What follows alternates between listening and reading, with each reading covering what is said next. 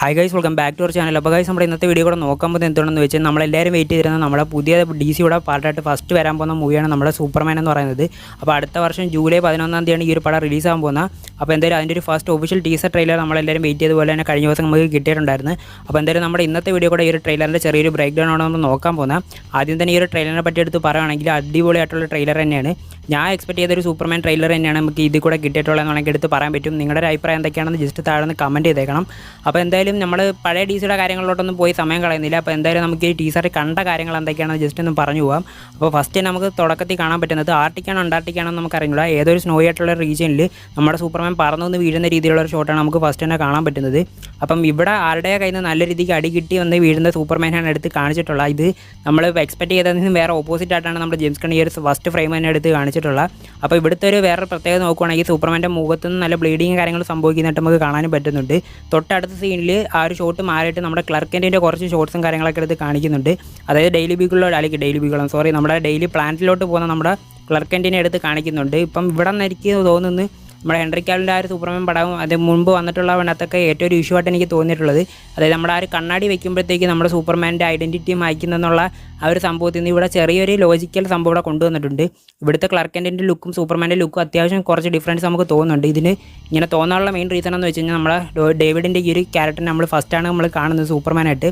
Henry കാവിൽ എന്ന് പറയുമ്പോൾ നമുക്ക് എല്ലാവർക്കും അറിയുന്ന ഒരു ആക്ടർ ആയതുകൊണ്ട് നമുക്ക് ആ ഒരു മുഖം എടുത്ത് കാണും. പക്ഷേ ഡേവിഡിൻ്റെ കാര്യത്തിലോട്ട് വരുമ്പോൾ ക്ലർക്കൻറ്റിൻ്റെയും സൂപ്പർമാൻ്റെയും മുഖത്ത് ആ ഒരു ഡിഫറൻസ് നമുക്കിവിടെ എടുത്ത് കാണുന്നുണ്ട്. പേഴ്സണലി എനിക്ക് തോന്നി. നിങ്ങളുടെ അഭിപ്രായം എന്തൊക്കെയാണെന്ന് നിങ്ങൾ ജസ്റ്റ് താഴെ കമൻറ്റ് ചെയ്തിരുന്നാൽ മതി.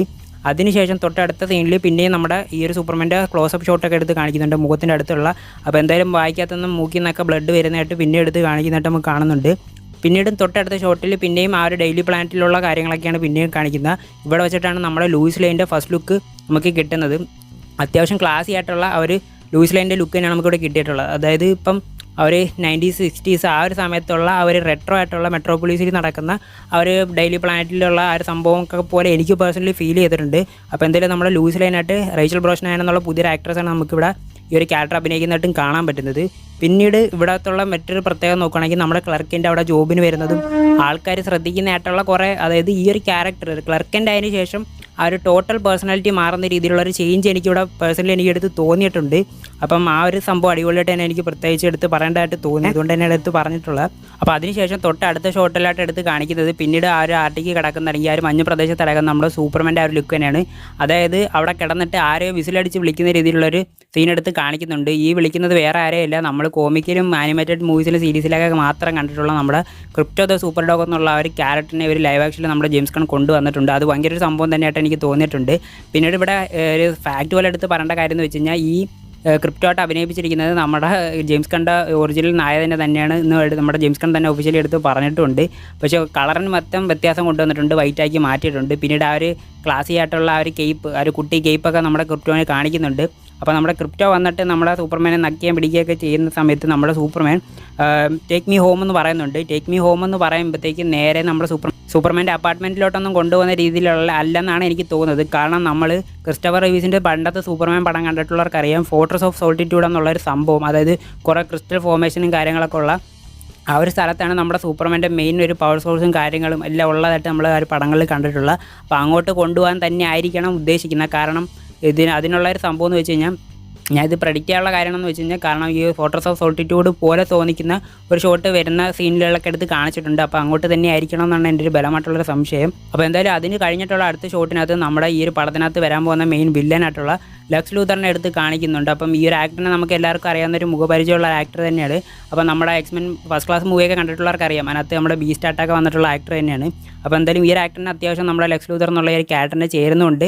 അപ്പോൾ എന്തായാലും ഈ ഒരു ക്യാരക്ടറും നമ്മുടെ സൂപ്പർമാനും തമ്മിൽ എന്തോ ഒരു വലിയ സംഭവം നടക്കുന്നുണ്ട്. അത് തന്നെയായിരിക്കണം ഈ ഒരു പടത്തിൻ്റെ ഏറ്റവും വലിയ പ്ലോട്ടെന്നാണ് എനിക്ക് തോന്നുന്നത്. പിന്നീട് നമ്മുടെ ലക്സിൻ്റെ ആ ഒരു കമ്പനിയായിട്ടുള്ള ലക്സ് കോർപ്പ് മാറ്റിയിട്ട് ഇവിടെ ലൂതർ കോർപ്പ് എന്നാണ് നമ്മുടെ ജെയിംസ് ഗൺ പേര് കൊടുത്തിട്ടുള്ളത്. അങ്ങനെ ചെറിയൊരു വ്യത്യാസം കൊണ്ടുവന്നിട്ടുണ്ട്. അതിനുശേഷം നമ്മുടെ സൂപ്പർമാനെ ഒരു ഗ്ലാസ് ബോക്സിനകത്ത് അടച്ച് വെച്ചിരിക്കുന്ന രീതിയിലുള്ളൊരു ഷോട്ട് കാണിക്കുന്നുണ്ട്. അവിടുന്ന് നമ്മുടെ സൂപ്പർമാൻ അവിടെ ഇടിച്ച് പൊളിച്ച് പുറത്ത് വരുന്നതും കാണിക്കുന്നുണ്ട്. ഇതെന്തുവാണെന്ന് അറിയത്തില്ല, ചിലപ്പം ഹ്യൂമൻസിനെയൊക്കെ പിടിച്ചിടുന്ന ഒരു സ്ഥലം ആവാനാണ് സാധ്യത കൂടുതൽ. അപ്പം അത് ഡീറ്റെയിൽസ് കാര്യങ്ങൾ നമുക്ക് കിട്ടിയിട്ടില്ലെങ്കിലും ഇത്രയാണ് ഇവിടുന്ന് മനസ്സിലാവുന്നത്. അതിനുശേഷം പിന്നീട് എടുത്ത് പറയേണ്ട ഒരു കിഡിലിന് സീനെന്ന് വെച്ച് കഴിഞ്ഞാൽ, അതായത് ഏതൊരു സ്ഥലത്ത് എന്തൊരു പ്രശ്നം നടക്കുന്ന സമയത്ത് നമ്മുടെ സൂപ്പർമാൻ്റെ ലോഗോ വെച്ചിട്ടൊരു ഫ്ലാഗ് ഉണ്ടാക്കി പൊക്കിയിട്ട് നമ്മുടെ സൂപ്പർമാനെ മനസ്സിൽ ധ്യാനിച്ച് വിളിക്കുന്ന പോലെ രീതിയിലുള്ളൊരു സീൻ എടുത്ത് കാണിക്കുന്നുണ്ട്. അതായത് അവിടെ ഒരു ഹോപ്പ് എന്നുള്ളൊരു സംഭവം, അതായത് സൂപ്പർമാനെ ഒരു ഗോഡ്ലി ബീങ് ആയിട്ട് ഇവിടെയും റെപ്രസെൻറ്റ് ചെയ്യുന്ന രീതിയിലാണ് കാണിക്കുന്നത്. അതായത് ഏതൊരു സിറ്റുവേഷനിലും നമ്മുടെ സൂപ്പർമാൻ വരും എന്നുള്ളൊരു വിശ്വാസം ആൾക്കാരുടെ ഇടയിൽ ഉള്ളതുപോലെയാണ് ഈ ഒരു ഷോട്ട് കണ്ടിട്ട് എനിക്ക് തോന്നുന്നത്. അതിന് തൊട്ടടുത്ത സീറ്റ് നേരെ ഓപ്പോസിറ്റായിട്ടാണ് കാണിക്കുന്നത്. കാരണം ഇവിടെ ആൾക്കാരെല്ലാം സൂപ്പർമാനെ പ്രതീക്ഷിച്ചിട്ട് ഓരോ കാര്യങ്ങളിൽ അല്ലെങ്കിൽ ഓരോ ആപത്തൊക്കെ വരുന്ന സമയത്ത് വിളിക്കുന്ന സമയത്ത് ഈ ഒരു സീനിൽ നോക്കുമ്പോൾ സൂപ്പർമാൻ വരുന്ന സമയത്ത് ആൾക്കാർക്ക് വേസ്റ്റും കാര്യങ്ങളൊക്കെ വരെ തലയിൽ എറിയുന്ന രീതിയിലുള്ളൊരു ഷോട്ട് കാണിക്കുന്നുണ്ട്. മിക്കവാറും സൂപ്പർമാൻ എന്തോ ഒരു കാര്യം ചെയ്തതിൽ ഈ ഒരു നാടിനെ അഫക്റ്റ് ചെയ്യുന്ന രീതിയിലുള്ള എന്തെങ്കിലും പാളി പോയിട്ടുണ്ടായിരിക്കാം. മേ ബി അതായിരിക്കണം.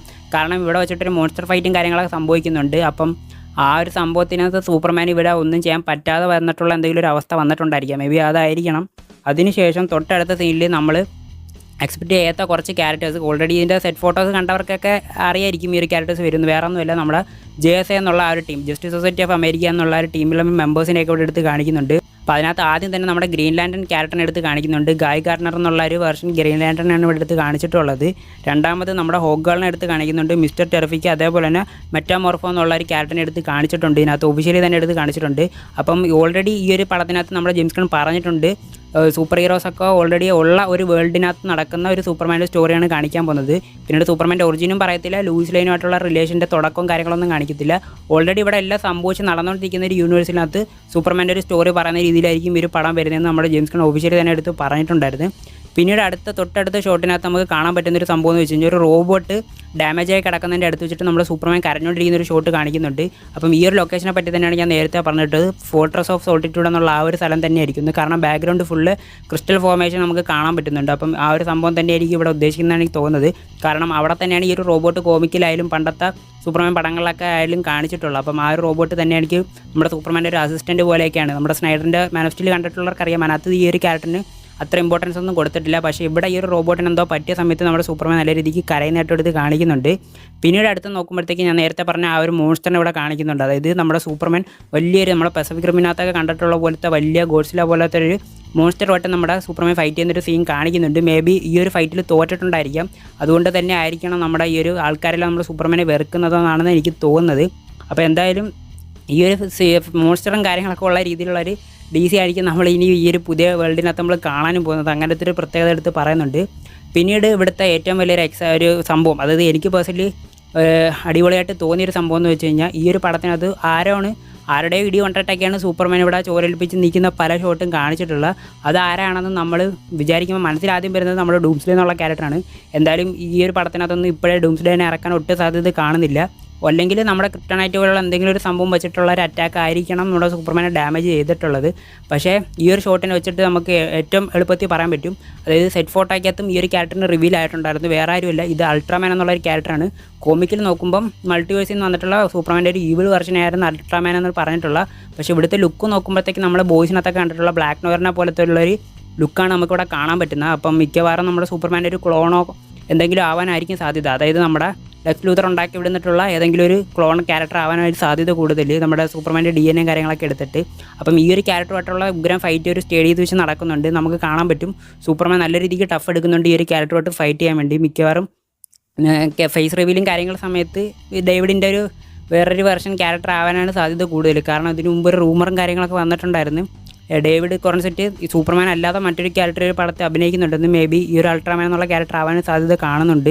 അപ്പം ഏകദേശം ഇത്ര മെയിൻ സംഭവങ്ങളൊക്കെയാണ് നമുക്ക് ഈ ഒരു ടീസറിനകത്ത് കാണാൻ പറ്റുന്നത്. പിന്നീട് നമ്മുടെ ലൂയിസ് ലൈനുമായിട്ട് നമ്മുടെ സൂപ്പർമാൻ്റെ അപ്പാർട്ട്മെൻറ്റിൽ നിൽക്കുന്ന സമയത്ത് ബാക്ക്ഗ്രൗണ്ടിൽ എന്തോ ഒരു സിറ്റിയിൽ വെട്ടാനൊരു ഫൈറ്റ് നടക്കുന്ന ഒരു ഷോട്ട് കാണിക്കുന്നുണ്ട്. ഈ ഒരു സീൻ തന്നെയാണ് നമ്മുടെ സൂപ്പർമാൻ്റെ ഫസ്റ്റ് ലുക്ക്, അതെങ്കിൽ ആ ഒരു ഷൂട്ട് റിവീൽ ചെയ്യുന്ന സമയത്ത് വിട്ടിട്ടുള്ള ആ ഒരു ബാക്ക്ഗ്രൗണ്ട് ഫോട്ടോ ആയിട്ട് നമുക്ക് സിമിലറായിട്ട് തോന്നുന്നൊരു ഷോട്ടെന്ന് വെച്ച് കഴിഞ്ഞാൽ. അപ്പം ബാക്കി എന്തൊക്കെയാണെന്ന് നമുക്ക് ഫസ്റ്റ് ഒഫീഷ്യൽ ട്രെയിലർ വരുന്ന സമയത്ത് നമുക്ക് എന്തെങ്കിലുമൊക്കെ ഇനി പറയാൻ പറ്റും. ഇതിനകത്ത് അതായത് ഈ ഒരു ടീസർ ട്രെയിലറിനകത്ത് ഈ ഒരു വേൾഡ് എങ്ങനെയൊക്കെയാണ് ഇതിനകത്ത് ആരൊക്കെ വരുമെന്നുള്ളൊരു ഔട്ട്ലൈൻ സംഭവങ്ങൾ മാത്രമേ നമുക്കൊരു ടീസറിനകത്ത് നമുക്ക് ജെയിംസ് ഗൺ തന്നിട്ടുള്ളൂ. പിന്നീട് ഈ ഒരു ട്രെയിലറിനെ പറ്റി എടുത്ത് പറയേണ്ട വേറൊരു സംഭവം എന്ന് വെച്ച് കഴിഞ്ഞാൽ നമ്മൾ DCയുടെ മാൻ ഓഫ് സ്റ്റീലൊക്കെ എടുത്ത് കണ്ട സമയത്ത് നമുക്കറിയാം ആ ഒരു വേൾഡ് എന്ന് വെച്ച് കഴിഞ്ഞാൽ അത്യാവശ്യം നല്ല ഡാർക്ക് കളറൊന്നും അത്ര ഹൈലൈറ്റഡ് അല്ല.